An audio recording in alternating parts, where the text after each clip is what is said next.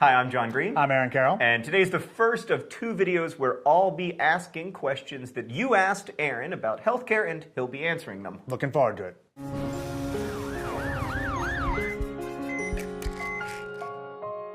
The first question is very important, which is, do you guys have any merch? We do. Look at this. Posters and mugs. Yeah, so you can get your posters and mugs in the link in the doobly-doo at dftva.com. To the research. Yes. Next question from Alex. Tell my mom whether or not she should keep spending her money on essential oils. That should only depend on whether you have stock in a company that sells essential oils. Otherwise, no. To be fair, I've enjoyed a good essential oil here and there, but not for health reasons, Right. just to improve the quality of my bath. If you enjoy, okay, fine. If you like the smell, then that is fine, but you're not going to get any kind of health benefit from it. Maybe mental health benefit. Maybe. I love my baths. Aaron, I have the most magnificent, well-planned baths. Like, I have essential oils, I have these wonderful bath salts. It's just, oh. I like bath bombs. I like a good bath bomb occasionally, but I have it down to such a science that I essentially build the bath bomb from scratch every time. Candles, How often? low light, every day. Really? I take a bath every day, like a 40-minute bath. Oh, it's the highlight of my day. Great life. Peter Beck asks, does the stupendous cost of becoming a doctor in the US versus the UK have a negative effect on healthcare quality? Nationally? There's no evidence for that. I would imagine that it probably does keep some people out of becoming a doctor because the price tag can seem so large that perhaps it discourages some people who probably at the lower end of the socioeconomic spectrum from getting into it. But I don't think anybody's measured whether that's impacted downstream how healthy people are in the United States. But you would think, just from a macroeconomic perspective, that not having the best, most qualified people become doctors who would negatively impact care, unless doctors are essentially just robots. Or if there are still fewer doctors being produced than there are from the pool of qualified people. And I mean, medical school acceptance levels are so low that there are probably way more qualified people than we do produce doctors. So you'd imagine. If you want the most, it's a question of whether there is such a thing as most qualified physician providing best care versus any qualified physician can provide. That is true as well. Yes, if medical school was cheaper, you imagine we could theoretically have a better pool of people to derive doctors from, but I'm not sure that it makes much of a difference at this point. Is homeopathy just an elaborate placebo? If people are using it colloquially, if people are using it colloquially to talk about alternative medicine in general, no. There are some things that people do which would be labeled alternative medicine, which have been proven even in randomized controlled trials to work. But if the question is specifically about homeopathy and that you're sort of adding the thing that's bad for you in tiny amounts to try to get better, that has not ever really been proven to work in a large trial. And so if anyone is getting a benefit, it could be placebo. Is there any evidence for using bicycle helmets?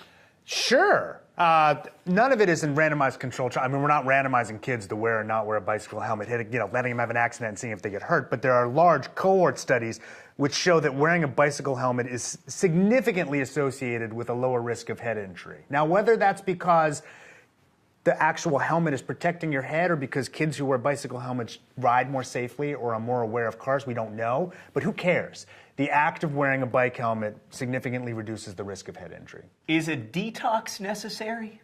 No. I mean, unless you're like a real heroin addict, then maybe. But yeah, your body is full of organs. Their only jobs are to detox you. Your liver, your kidneys. I mean, when you get a hangover, that's because you've had a toxin in your body, alcohol. But the body knows how to break it down and get it out. You don't need to go on a special diet for that. You may recall that I did a juice fast a couple years ago. You were not terribly supportive of my juice fast. No. And Still not. I will tell you, it was a disaster. I received no benefit. I lost no weight, and all I did was feel terrible, both during the juice fast and when I reintroduced solid food. There you go. Yeah. End of one study. Butter or margarine? Ooh. I think these days probably we'd lean towards butter, especially if the margarine's made with trans fat. Wow. Nina asks, are multivitamins really necessary? And do gummy vitamins work as well as regular ones? So for the vast, vast majority of people, no, multivitamins are not really necessary. They're getting plenty in their diet. That said, as we've talked about before, they're cheap. There's almost no harms. Sure, if you feel like your diet's not good enough, you can eat a multivitamin. And there's no reason to believe that those gummy things are any less worthwhile than regular swallowed vitamins. So no, go ahead with the gummies. Bethany asks, what are the pros and cons of probiotics? Can they actually prevent infection or treat and cure disease? So there haven't been terribly many good studies of probiotics, but there's a decent amount of evidence that they're good for you if you have acute diarrhea or if you have some sort of GI infection and you're trying to get, especially antibiotic-induced diarrhea, probiotics can help. There's some evidence that they could be good for things like kids with eczema or other atopic disease, but for many, many other things, including the treatment of colic, it doesn't look like there's much evidence at all. I have a kid with eczema. There you go. So probiotics could be of some benefit. I will give him some of that kefir that my wife always makes me drink. Yogurt's fine. Yogurt with active cultures, you're fine. Carrie asks, can sun exposure on one part of the body cause melanoma on another part of the body? Well, it can if it's disease which metastasizes. So in other words, if you get sort of melanoma from an area that has been exposed, theoretically, it can move to another part of your body where it hasn't been exposed. But the primary incident is likely to be where you get the sun exposure. No, that's interesting. Then how do people get like melanoma on their on the inside of a toenail or something? Well, because it's not all related to sun exposure. I mean, some people get, but if you look, people are more likely to get melanoma on the limbs where sun is exposed than they are other places. But it can develop anywhere. I'm very afraid of melanoma. Also, everything else. This is a great question. What do you think needs to be done to ensure greater price transparency in U.S. healthcare? Like a million things. God, I mean, they're trying to do a better job with that now, but it's just never going to happen in the U.S. healthcare system as it's built this way, because part of the way that private insurance can actually bring down spending is by making negotiated deals with providers for lower rates for their customers, so everyone's getting a different rate. So the idea that we'll have just one universal published rate system is very, very unlikely in the United States as it stands today. But they have it in many countries in Europe. Sure, and there are some states like Maryland which have all payer where they do make those kinds of judgments and make sort of everybody pays the same rate. But the United States writ large doesn't do that at all. Doesn't mean it's impossible, but we're just not building that system. Do we have higher prices as a result of our lack of price transparency than countries with price transparency? We have higher prices, absolutely, than almost any other country, and I'm sure transparency has something to do with that. Also, it's just that everything just costs more in this country. It's a terrible price system. Bad, bad, bad, bad. But on the upside, we get way better health outcomes than those countries in Europe.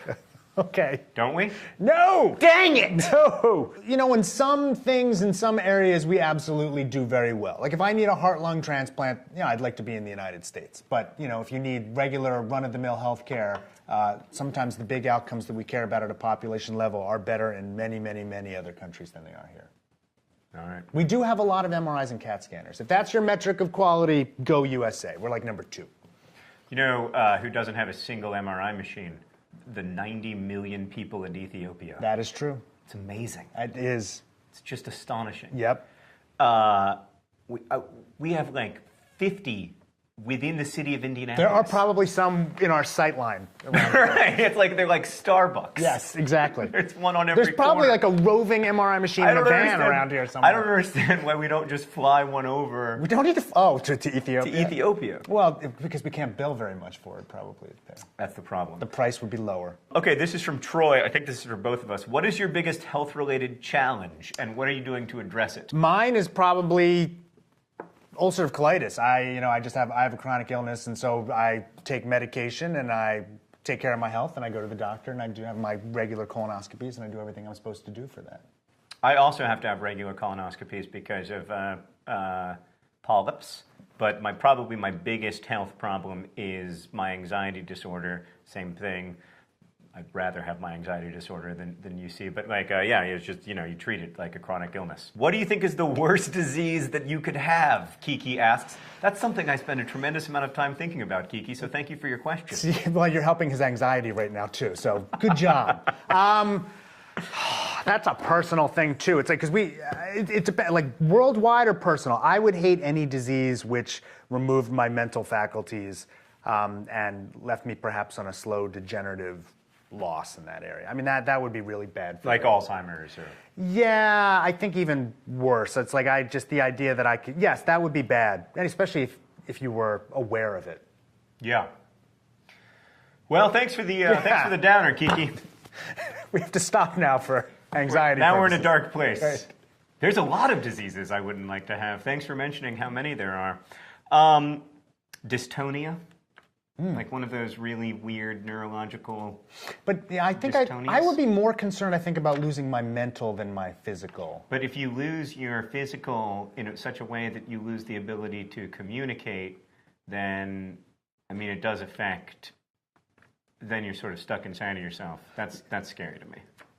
Except that, and again, see, we're debating like badness here, but there are so many great ways to help people communicate these days that even people with incredibly bad dystonia still can often communicate in very effective ways in the world. So, I don't know. I think I'm more afraid of them losing the mental side than the physical side. But they're both bad. They're both bad. What can I, as an individual, do to improve health outcomes and impact health legislation?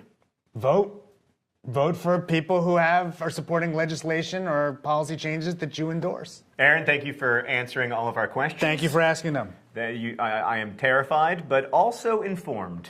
As am I.